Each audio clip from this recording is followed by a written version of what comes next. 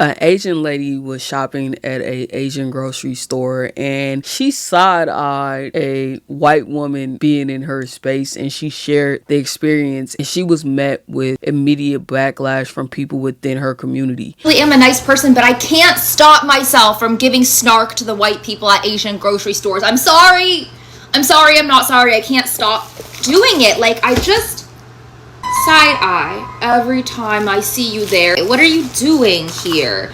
And like, arguably I could be in the right if they're like, you know, taking up space loudly in the way, but I do it even when they're not. I do it when I just see you down the aisleway picking out like your pre-made sushi. I'm over there like, and I know I'm wrong for it because like, especially if it's a small mom and pop grocery store, which I just got back from, like, go support them. Go support them. You didn't do anything wrong. I'm just a really nice girl, but I'm also and I saw this one girl who was in the grocery store. She was like down the way with like blonde hair, and she's like looking at the packets or whatever. I give her this side eye. I'm looking at her. I see her giving me side eye back. She's like at me. I was like, and I know I don't look super Asian, but I'm like, I'm literally supposed to be here. I'm buying the foods that I grew up eating right now. And then she came closer and closer, and I saw this moment as we're both side-eyeing each other, where we both got closer and closer and closer, meeting in the middle of the aisle, and we both realized that the other person is Wasian. We both realized that we're Wasian, and we both were like, and then we smiled and we walked away. It was almost Wasian on Wasian crime, but I think she was doing the same thing I was doing, giving me the little like, what are you doing here? Which is valid, but also white people keep going to Asian grocery stores, keep supporting small businesses. But I do hate it when white people come in there and they're like, oh my God, I've seen this on TikTok, and their kids are running around amok, like making a disaster for people that are just like buying their regular weekly groceries. I do hate that, but like, most of this is on me, and I'm sorry, but I'm also not sorry. Sorry. I get it. And if you all don't know what Asian is, she is white and Asian. So she met another biracial Asian in the grocery store, and they were side-eyeing each other because they both probably thought that they were white, and they were trying to figure out why they were in Asian spaces. I understand both sides to a certain extent. Like, because I've side-eyed, majority of my neighborhood used to be like black, and you see like a white person just randomly walking down your street, and you're like, why are you here? Unlike other people, approach that person. I just go on about my business and let them continue to walk, because while you're here, it's none of my business. Asians have their own grocery stores, which I think is amazing. Carry the foods that is prominent in their community, and it allows them to keep certain traditions alive. They also have a vast amount of seafoods there. So have I gone to an Asian market before? Of course. I used to go there to get live crab, and it is an experience in itself. But I also understand where you want to keep certain things to yourself and within your culture. I can't tell if you were just joking, but you should take this down immediately. The thing is, we all are foreigners in other people's spaces too, which means that we all experience feeling like a fish out of water. And even though I've been to them many times, every time I go to a Vietnamese, a Thai, or even an Indian grocery store, I feel the same way. I feel so uncomfortable and out of water. And even just the other week, I went to Mercadito for the first time ever, which is like this like shopping center inside of a building with a bunch of stores and vendors on both sides. And honestly, I was the only non-Mexican person that was there that day. And I felt so uncomfortable, so insecure. And I almost walked up and down trying to figure out. Almost left twice because I was so anxious. I literally walked out both times to leave and had to talk myself into walking back in both times. Which one I wanted to, trying to work up the courage to even talk to someone. And it wasn't until one vendor saw me fumbling around, smiled at me and said, "Welcome. What do you need help with?" And if you see obnoxious people being there to be disrespectful, that's a whole completely different thing. I would punt them out of the store myself. But you need to think of the impact that you're having on people who are just trying to learn and appreciate our cultures. In fact, every time I go to the Korean grocery store and I see non-Korean people that look like a fish out of water and look anxious just like I do, I go up and I ask them if they need help. In fact, it's almost always in front of the same places, in front of the meat counter, the snack aisle, or in front of the gochujang. Literally last week I was at H Mart in Koreatown, Los Angeles, and I heard these group of students, this cluster of like 4 or 5, talking in the snack aisle, and they were so flustered on what to get that I overheard them say, let's just get different flavors of Oreos that we don't normally see in American stores. Do you know how disappointing it is to work up the courage to go and try something new and then come home feeling like a failure? So you know what I did? I stopped them and I said, hey, these are some of my favorite snacks. These are some of my favorite snacks when I was a kid. You should definitely try these. Definitely get one or two of those different flavors, but you should try some of these. That's it. It took all of 10 seconds. Those kids left there feeling accomplished and hopefully with a new fond appreciation for Korean snacks. And I left there feeling good, knowing that there were other people enjoying the foods that I grew up on. And that's literally it. And you say that you're going through something right now. So one word of advice: when you're going through darkness, being kind and bringing light into the world helps you to make that darkness a little less dark for you. Just something to think about. Sir, you feeling like a foreigner is different from your white counterparts feeling like a foreigner, because to me, white people just feel like they belong in everybody's culture. They feel comfortable entering everybody else's spaces. There's a lot of nuance to the conversation that he left out. Oh, you should make them feel comfortable. Oh, you should make them feel welcome. You should never side eye like, why the heck are you here? And that's just unrealistic, okay? Especially if you don't normally see them in your spaces. And I also think that it's okay for you to want to safeguard certain things. Like right now, there was a conversation about certain Japanese restaurants in Japan not wanting foreigners to come to their restaurants or stores because of how the foreigners acted. And ding, ding, ding, ding, ding. Guess what? They were American because they had very little respect for the culture. So when you go into these places or you're trying to experience Korean culture, you're there to partake, but you also have to have respect for the way certain things go in their spaces. Certain things that you may do, you cannot do in that particular space because it's seen as rude and disrespectful. And then you have certain treats that's in your community that you want to keep as close to traditional as possible. And you want me to say something that's about to blow y'all mind? It's okay for them to feel uncomfortable.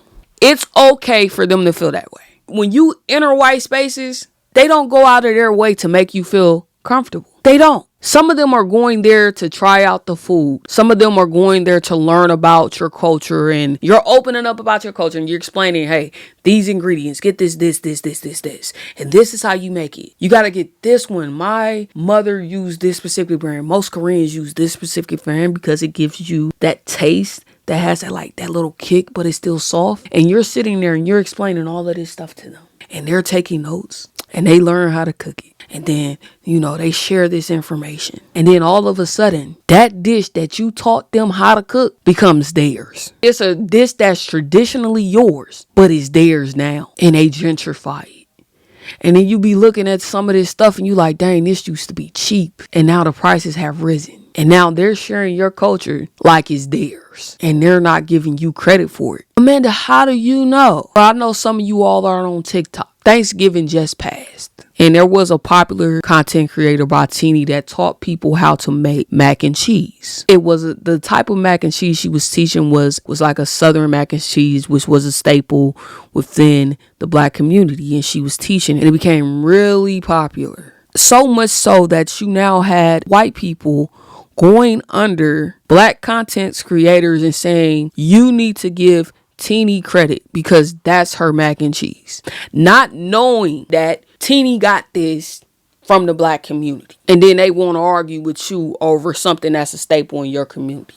And so, yeah, it's cool for you to want to be welcoming and suggest this and teach that. But there's also consequences for your good deeds. Because I got beef with my community right now. Because we talk too much. Y'all got to share all the recipes. Don't know how to gatekeep nothing. That's why oxtails are so expensive right now. I wait for them and I show them this and I show them that. Do you do that for every single person that's there? These people. So a Black person decided to try that. I saw this hideous video by this Asian American content creator who basically confessed that she side eyes and judges any non-Asian patrons. That's not what she said. She said she side eyed white people being in Asian markets. She didn't say any non-Asian. That's not what she said.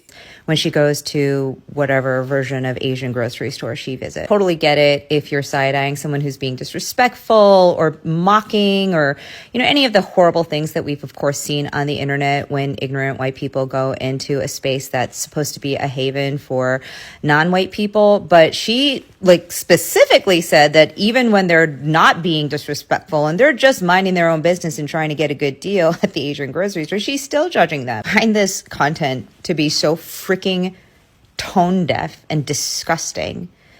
We have a situation right now in our country where 42 million people have lost their food benefit. Those food benefits, by the way, were a whopping $292 per month per individual. We live in one of the wealthiest countries in the world, and 42 million people, the majority of which are children and the elderly, are losing their food benefits and going hungry. They are dealing with unprecedented levels of food insecurity, and this little content creator is trying to gatekeep a grocery store. She's entitled to her opinion. She didn't go up and make their day hard. She just side-eyed the person, and the person in the story was also side-eyeing her because they were trying to figure out, what is this white person doing here? Because it was an unusual thing. And they're like, wait, we're both white and Asian. Oh, okay. Okay, that makes sense. Not to mention the fact we're also dealing with a crazy president that is instituting tariffs just because he freaking feels like it. Guess who those tariffs are hurting the most?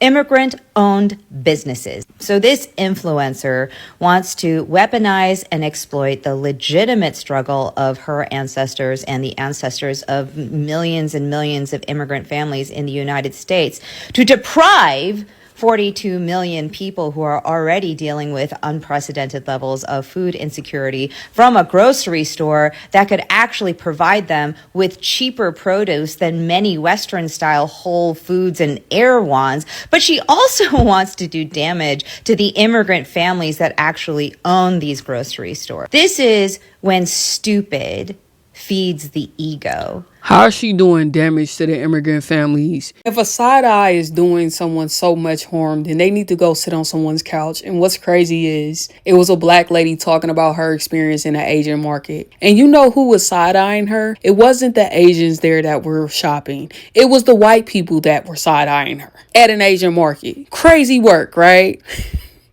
And when you go to the comments section, you see an Asian saying the exact same thing, okay? So you get inside-eyed, so what? You are at the grocery store to shop. If you have an attitude because I'm gracing you with my presence, that's a personal problem. The one that I don't care to fix. Also, SNAP benefits have nothing to do with this. If they weren't patronizing the store before they SNAP got cut off, or whatever the case may be, they ain't gonna start now. I think what's so special about the Asian market is it caters to Asian culture, and they are predominantly patronized by Asians. Of course, other races can go in and shop there, but let's be clear who the target market actually is. And you're like, oh, the prices are low. How dare you try to cut people off from that? Guess what? When more people come to the store and start buying certain items and things of that nature, the price is going to go up.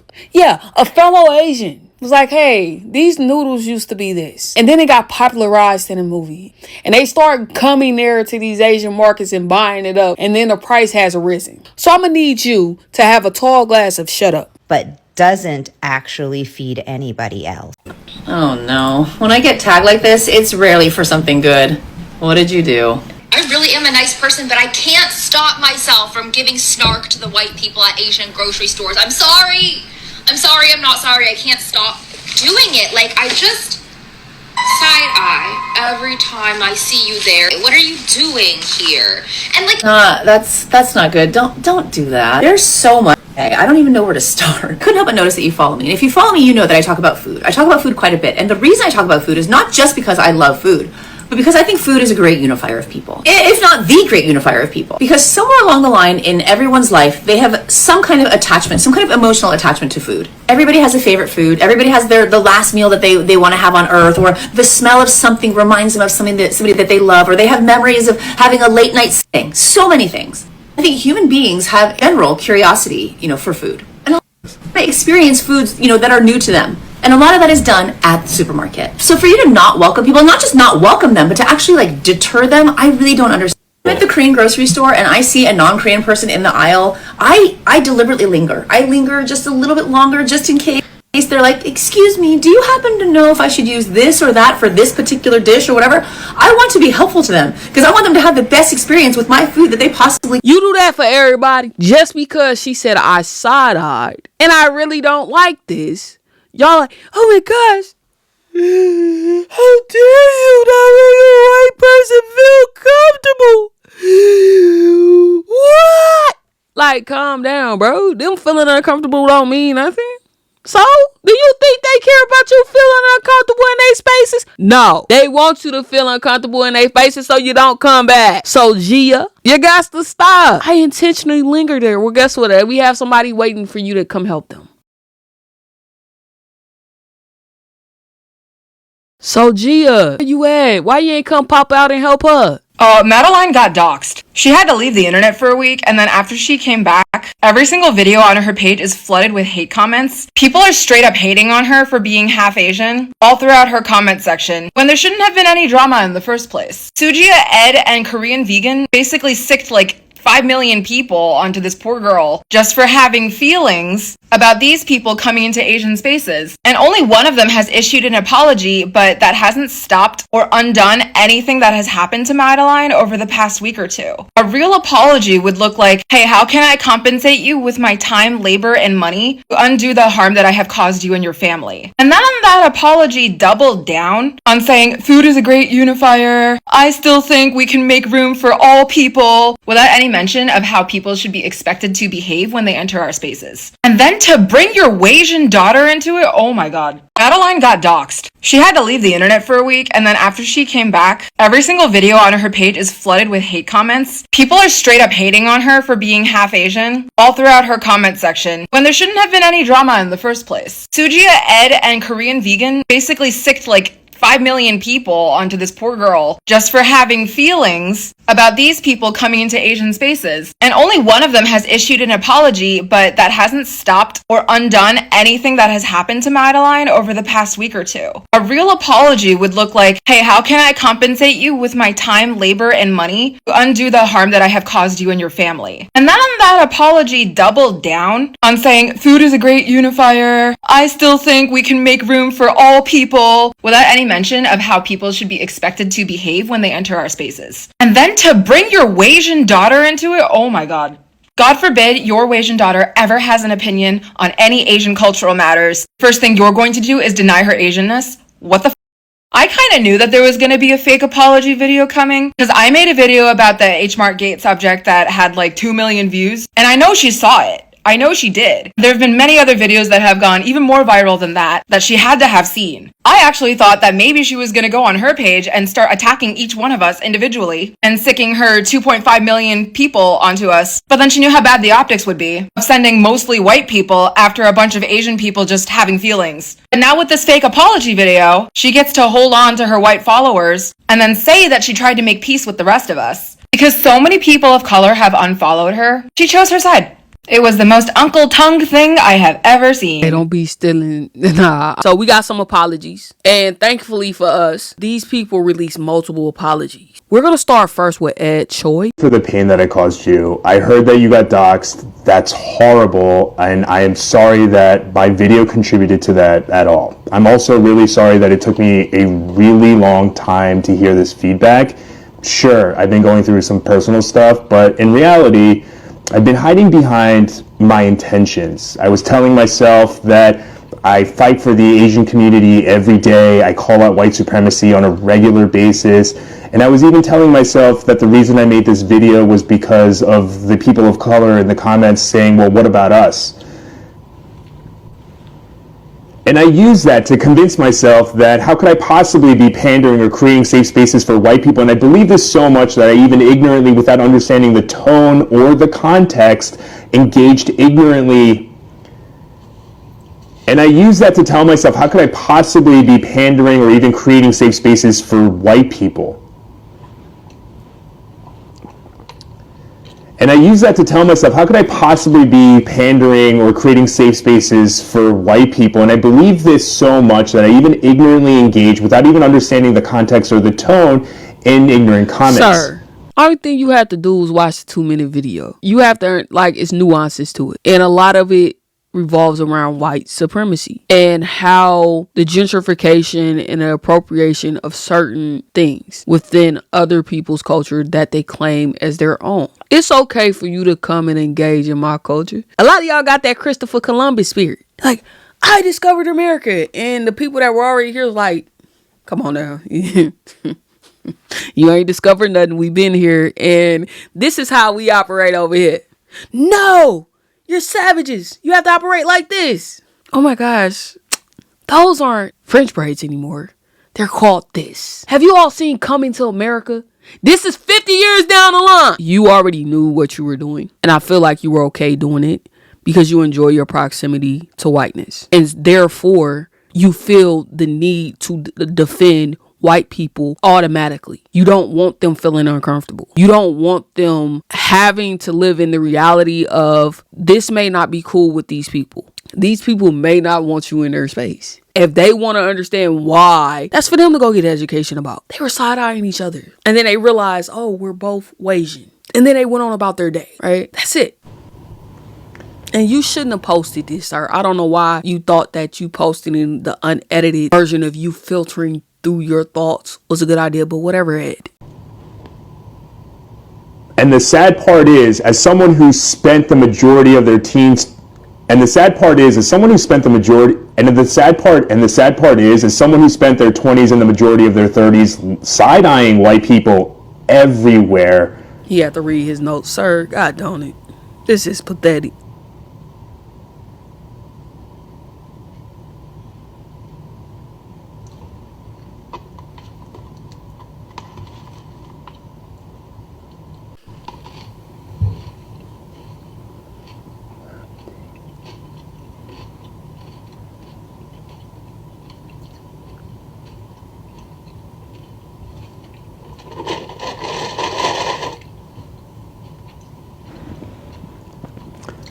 And the sad part is, as someone who clearly obviously knows the harm that white people can do in people of color spaces, and the sad part is, as someone who obviously knows the damage that white people can do in people of color spaces, and as someone who has literally side-eyed white people throughout his whole 20s and the majority of his 30s, I should have.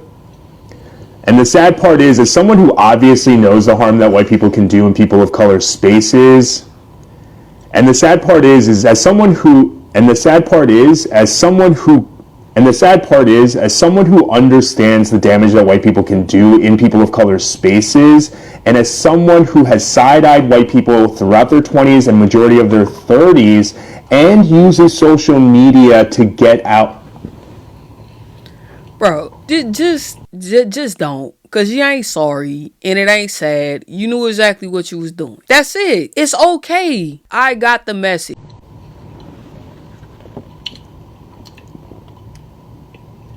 The sad part is, as someone who clearly knows the harm that white people can do in people of color spaces, and as someone who side-eyed white people throughout their 20s and the majority of their 30s, and as someone who uses social media to not only spread awareness and create community, I should have known better. And instead of telling myself that I was helping with message, and instead of telling myself that I'm helping with messages like this, and I'm only telling you that because and instead of that, I should have just shut the f up, because your traumas and how Sometimes you just gotta let other people hold their own nuts. you process your traumas and the validation of your experiences is not my place. And regardless of how I fooled myself into regardless of fooling myself into believing that I had good intentions, the impact is that it brought you harm. So moving forward, I'm going to be very cognizant of making sure that I'm not tone policing other Asian people or people of color, especially in regards to how they feel regarding whiteness. And moving forward, I'm going to be more aware.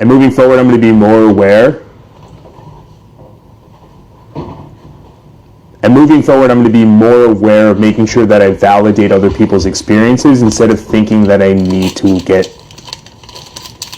And moving forward in regards, and moving forward, I'm going to validate more of, and moving forward, I'm going to make sure that I validate those experiences instead of thinking that I'm going to remember that everyone has their own valid experiences and how they. God don't it, dude. How hard is this sentence to say? Like, I got some stuff I gotta edit out of here, but god dang. Like, you really didn't want to get that apology. That's all that boiled down to. You could have just started off the video. I should have shut the heck up. And I'm sorry, because you're allowed to feel however you want to feel. Cognizant of the fact that everyone and moving forward, I'm going to remember that everyone processes that information and that trauma differently, and that it's not my place. I'm sorry that I hid behind good intentions, especially when the impact was the complete opposite, and I'm really sorry that it took me this long to listen to anyone's feedback. Update is that all three creators, the Mother, the Son, and the Holy Spirit, Sujia, Ed, and Joanne, they all deleted their videos regarding the H Mart situation. However, only 2 of them actually issued an apology.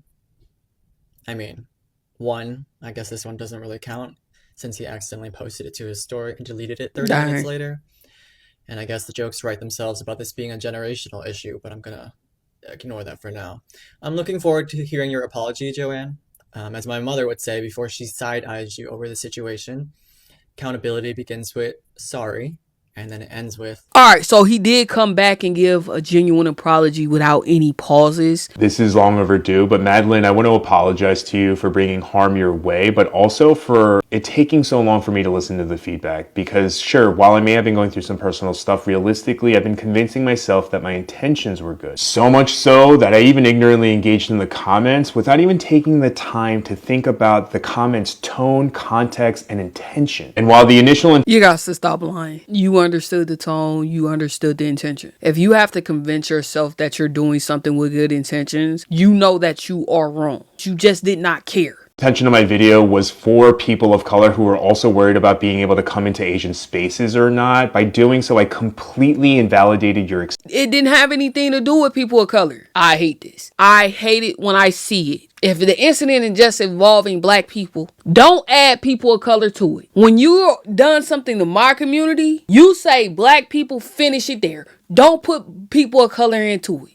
Or if black people ain't got nothing to do with it, don't bring our name into it. Don't bring of color into it because she was not talking to them. It had nothing to do with people of color entering Asian spaces or how they would feel there, because the experience is completely different. It is outside of the context in which you were criticizing her on. She's talking about white people. So she was speaking on her people being in her other side's spaces. She allowed to speak on her people. Period, point blank. Experience, your viewpoint, and the very valid point that you had that white people can be very harmful in people of color spaces. And instead of tone policing you or projecting my own traumas onto you by saying stuff like this, you say that you're going through something right now. So one word of advice, when you're going through darkness, being kind and bringing light into the world helps you to make that darkness a little less dark for you. Just something to think about. Instead, I should have just shut the f up, because I invalidated your experiences as a Asian person, which is something that I will never fully understand. Moving forward, I'm going to stay humble and remind myself that I still have a lot to learn, including from people who are younger than me, especially about experiences that I will never fully understand. I'm also going to make sure that I don't tone police Asian people and people of color, especially as it relates to how they're dealing with the trauma from white harm. Again, I apologize for bringing harm your way, and I also apologize that it took me this long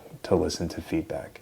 Some of you are going to be like, what white harm is he speaking about? I've explained it multiple times in this video. And this is sad. Like, as a black person, you be like, man, why Asians and Mexicans be having their own little towns within like the city and stuff? Where's our stuff? Oh, that's right. That's right. Cause y'all burnt them down. Back to Sojia. She made multiple apologies as well. I know that the internet is where nuance comes to die, but I'm going to do my best to have this conversation. And I'm glad I waited until now, because Had I done this anytime, earlier, it probably would have come from a place of ego or from defensiveness, and that's not at all what I want to bring to this conversation. First and foremost, to Madeline. Madeline, I'm really sorry for the negative impact that this has had on you. And I want you to know that diminishing your identity or making you feel like, your identity was in question or that your experience was in question, especially knowing everything that I know, I should have been more careful with the language that I was using and with the way that I presented what I wanted to say. I want you to know that I was reacting to the behavior that you were saying, that you were giving people side eye and that you were you couldn't help yourself and giving, snark to people in the grocery store. And again, I just want you to know that I was reacting to the behavior, not to your identity as a Asian person. And I take full responsibility for not making that distinction. That's totally on me and something that I should have been way more careful with. And I've been really trying to unpack a lot of my feelings about it. Like, why did I have that reaction? Why did I immediately go to that place? And I think it has a lot to do with the fact that I grew up in Los Angeles in the 70s and the 80s and 90s. And not only was that a time where being Korean wasn't like celebrated, Korean culture, Korean food, Korean music, Korean movies, no one knew the first thing about it. So I always felt really isolated. That's fair. But now you have like K-pop, Korean pop is like really popular. And as a black person, I'm going to side Korean pop as well, because I know that you have bitten black culture, and we very much know. But back to what you were saying, you're in America. Like, America is a melting pot, but there are dominant cultures in America. White culture is dominant. Black culture, part of our culture typically becomes mainstream culture. Okay. Now, because of that, I get you feeling like isolated just to your people, but I think that there's also something special in you being able to have these places where you have Korean town, where you are able to meet with other Koreans. Asians are able to socialize with other Asians that get them. I think that's so special. You guys should feed into that. And I felt like we were always kind of like in the margins, and we were like siloed, and we were relegated to like certain parts of town, and our food was not talked about. And nobody knows more about, feeling ashamed for the lunch that you brought from home better than I do. I lived that until I begged my mom to give me bagels for lunch instead of, kimbap. We felt like we had to hide who we were. Or at least I did. And that was the perspective that I was coming from. And I was like, I don't want that to happen again. I know what that feels like. So I think my reaction to that is from that experience of feeling like I had to hide who I was. And I don't want to go back there. But that doesn't give me an excuse to minimize somebody else's experience because of my own. And I see that now. You need to understand why you had to hide that. Because of racism. That's what that was. You need to acknowledge who was engaging in it, and you wanted to assimilate. And so now you feel like because they have found your food and they're engaging in your culture, that you have to make them feel comfortable. You have to open it up like, yes, finally, you want to be next to us. You finally find us appealing. For me, the idea of gatekeeping feels so personal. I'm not at all saying that that's what Madeline said, but this was just like the suggestion of so many. So the suggestion of gatekeeping took me back to that feeling of isolation. That is not an excuse. That's just, context. And I know that a lot of people think that I was coming from the perspective of somebody that was like, oh, I'm full Korean. How dare you, somebody who's Asian, have this perspective? And the funny thing is that is not at all where my perspective was coming from. That is not the lens that I was looking through it from. I actually was looking through it from the perspective of a mother of Asian daughter. And the irony is that I was looking at it from the perspective of a woman who sits front row center to two very different experiences of Asianness. My younger daughter, and I've spoken to my daughters about this, and I told them that I was going to talk about it, and I got their permission because this is very personal to them, and I didn't want to kind of, share something that is, deeply personal to them, but they said that it was okay. But my younger daughter, she looks just like me. A lot of people would never know that she was mixed at all. She doesn't look mixed. While my other daughter, my older daughter, is completely on the opposite end of that spectrum. She's got long, reddish blonde hair. She's got fair skin. And a lot of people, they say things like this to me, like, oh, wow, you have one Asian one and one white one. And that is incredibly triggering. And so a lot of people were saying that I didn't watch the totality of your video. And because you experienced racism as a young child and you love your proximity to whiteness. This is boiling down to, ma'am. So you have to unpack that stuff and be comfortable in your own skin. Like you're saying her skin is very fair. Ma'am, I hate to break it to you, but your skin is very fair. But the thing is, you're not able to hide your Asian features. I think that it's also important to note that there is colorism within the Asian community, and there is a push and a desire to have fairer or paler skin. That's why skin whitening products do so well in that marketplace. It also has like a historical reference to like status,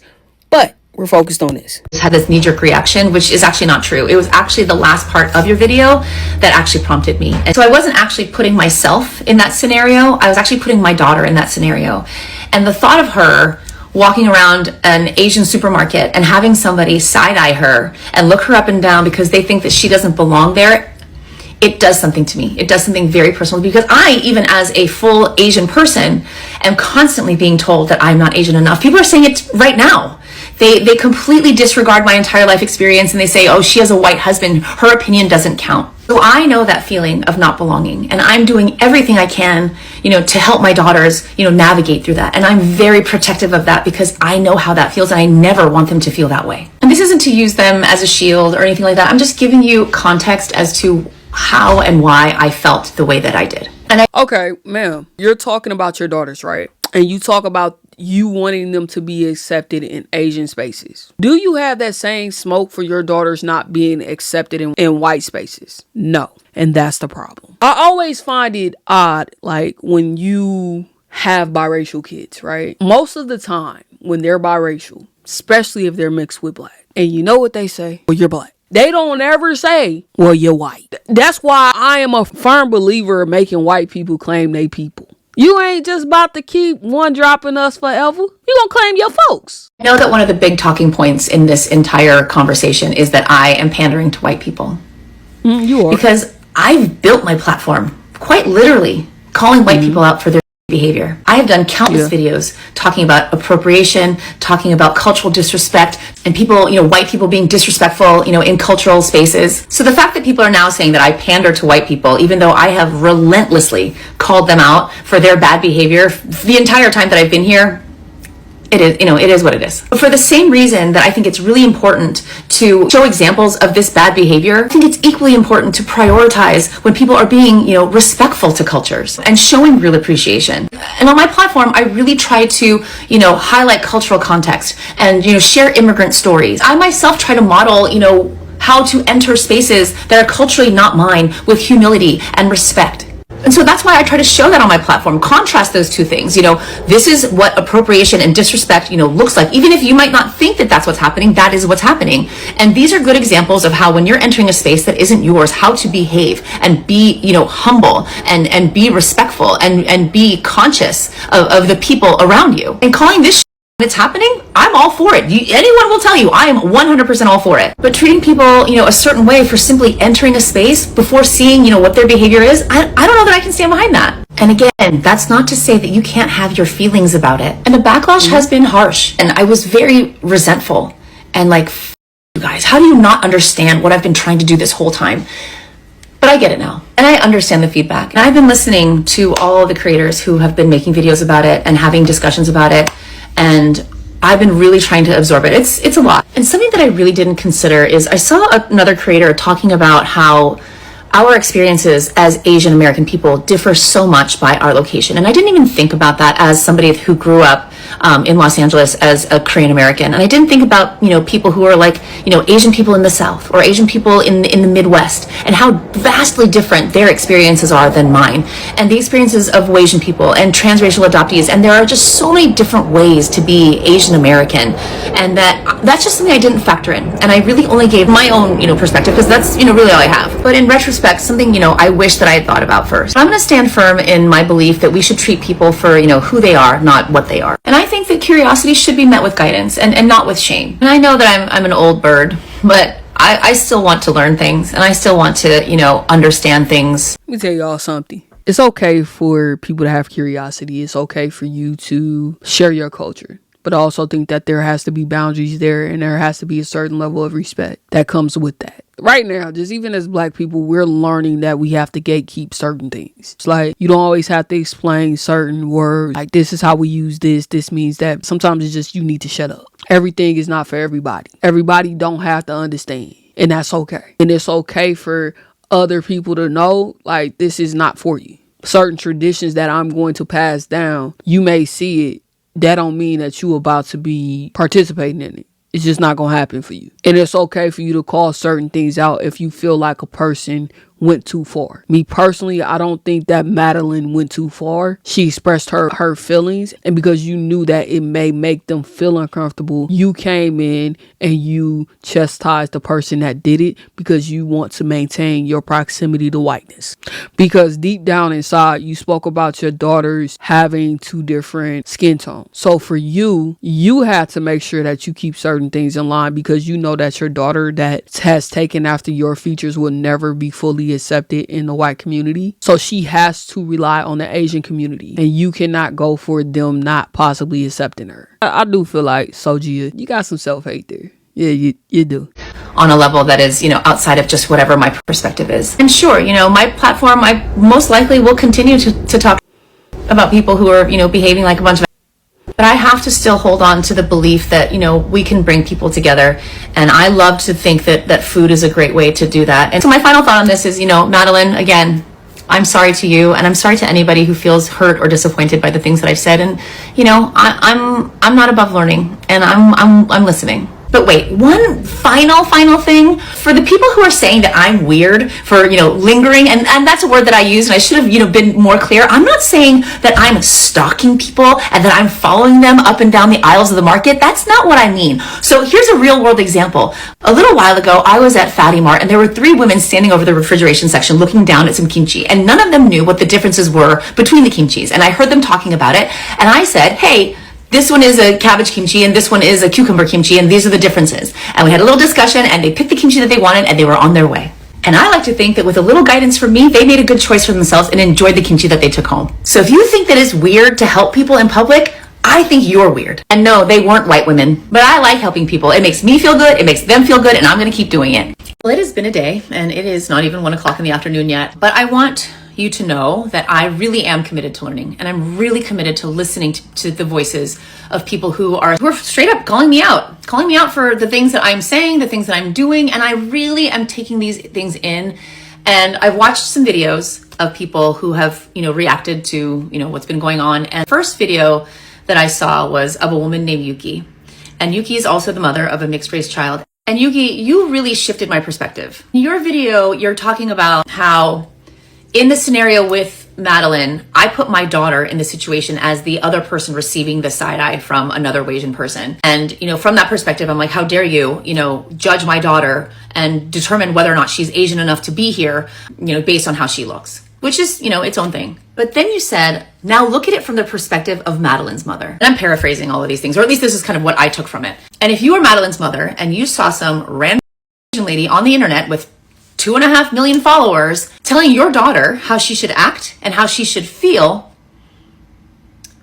what would that do to you? And that struck me like a bolt of lightning. I was really like it really hit me, and I was like, oh my God, I can't believe I did that. I can't believe I didn't see it. I can't believe I didn't see it. I can't believe I didn't think about that. It wasn't just invalidating, what Madeline has gone through, but for me to have, the audacity to tell somebody how they should feel about their own life in the space that they should feel comfortable is like, I need to take a step back. I need to take a step back. And I really want to take the time to thank you, for offering that perspective to me. And there was another creator, his name is Princess Paul. And you talked about a few different things. A couple of things that I want to touch on was, me not taking accountability for the right thing, and just being vague about it. And he's right. Creating a safe space for white people to descend upon another person of color, to invalidate their experience, to be racist to them, to, cause harm to them in this way was unacceptable. And again, I'm really sorry for that. And I'm going to be working on that on my platform and within myself, because I don't ever want that to happen again. I really don't ever want that to happen again. I talked about something that was really interesting to me in regards to how different generations have treated, this situation. And my parents, who came here in the late 60s, were like, stay quiet. Don't cause any problems. Don't bring any attention to these things. And that was a mechanism for safety. For us to be safe, we got to shut up. And me growing up, having all of these feelings and constantly being told to be small and to be quiet, I was like, no. And so I thought that doing what I'm doing was a good way to show people how, these behaviors affect other people. And I like to think to some degree. Like, a lot of y'all be taking stuff from black people, but one of the things y'all ain't took from us is our attitude when it comes to certain stuff. Meaning, you're not about to guilt trip me. I'm not about to fight with other people to hand you tissue. Ain't no emotional labor coming from this side. I'm burnt out. It's the season of you done messed around and you done found out. You have to be okay with people not liking certain things in your culture. Your parents told you to shut up and make yourself small because of racism and them needing to assimilate into society. Them needing to make white people feel comfortable. Them needing the proximity to whiteness to allow them to move up the chain and to make money. You're upset because they're getting the same treatment that they've given other people. Sometimes you have to experience that for you to start to comprehend, oh, okay, this is how this group felt when I did this. Now I understand how this is a problem, so they could correct their behavior in the future. I've done some good work in that regard. Or am I really just creating a new and different kind of safe space for white people to feel comfortable? Again, I don't know. I'm really trying to work through that. But watching you, Paul, and other young Asian American content creators, even though it's been rough and it kind of hurts, I still really admire you all. And I admire the way that you guys are approaching and affecting, real legitimate change for Asian Americans. And honestly, it makes me feel really hopeful. I don't feel threatened in any way. It makes me feel really hopeful to know that, you all are going to be the people that my kids look up to and look towards, for guidance and education on how to be Asian and Asian American, in this country. And I really don't know how this is all going to work itself out as far as like my content is concerned. But because of you, young Asian American creators that have, called me out, I want you to know that I'm going to be much more conscious of the space that I create, who I protect and who I don't, and how I am going to go forward in making sure that the space that I create is a safe one for all of us and all of you. Because now I'm really going to prioritize that. And I want to thank you guys. She lying. Be comfortable in who you are and be proud of your culture. You have no reason to hide who you are to make small people feel comfortable. We talk about wanting to learn about cultures, etc. But when it boils down to it, we want them to become Americanized. There's a reason why you have so many different cultures and so many different people. We're not all supposed to look alike. We're not all supposed to have fair skin. You're supposed to have the skin tone that God blessed you with because that's beautiful too. When I go to Japan, I want to experience Japanese culture because it's Japanese culture. I don't want the Americanized version of it. I want to try your foods, learn about your traditions. I want you to keep what's yours and be proud to be that. When I visit the South and I get to be around Southern black people, I love the Southern culture. I love that y'all black people have the trail rides and stuff like that down there because it's uniquely them. That's what makes it special. For pointing all of this out to me, because I don't know why it took me so long, but I'm working on getting there. So thank you for that. And then with Madeline, she came back. And who the is Madeline? That would be me. Madeline, not the one who stole Lily Allen's husband. I'm actually a lesbian.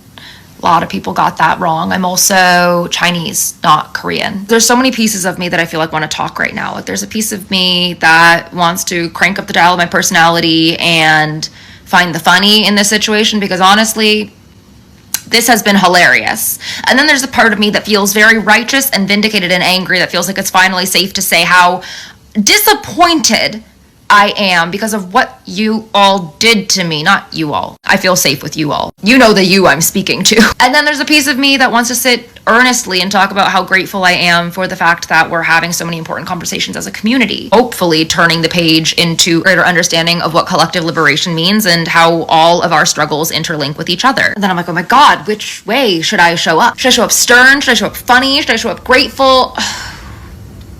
And then I'm like, oh, you're a little bit traumatized by this after all, aren't you, Madeline? Just a touch of PTSD from fighting solo in the battles defending the country of Wasia, protecting my mixed brothers, sisters, and siblings. Yeah, I'm a little bit shaken. 1 month of being racially harassed by millions of people relentlessly will affect your brain chemistry. And you know what? I'm going to alter my previous statement. I was not fighting solo in this battle. I had many, many people who actually fought it for me because it was so intense that I had to go dark, go into my little hole and protect myself and my well-being. And it was all of you guys, the beautiful new faces, the beautiful familiar faces that I love, who fought this fight. It was small creators, it was mixed Asians, it was Black Asians, and it was the Black community as a whole that really turned this tide. And I guess to any Asian people who still don't get it, I'm just gonna say one thing. The model minority myth only benefits you insofar as you are willing to keep your head down and uphold this system that is rooted in anti-Blackness. And the second that you question it or push back, you will feel the switch up. Expeditiously, you will feel. And as my final word on this for now, yes, I would do it all over again. So it was a harrowing experience. I'm a changed woman. I have plenty of new friends here on my side. And guess what? I have a Virgo stellia. A month of being tarred and feathered, burned at the stake, crucified, only to be revealed to have been right all along. That is my wet dream. As always, remember that you're fearfully and wonderfully made. Stay blessed.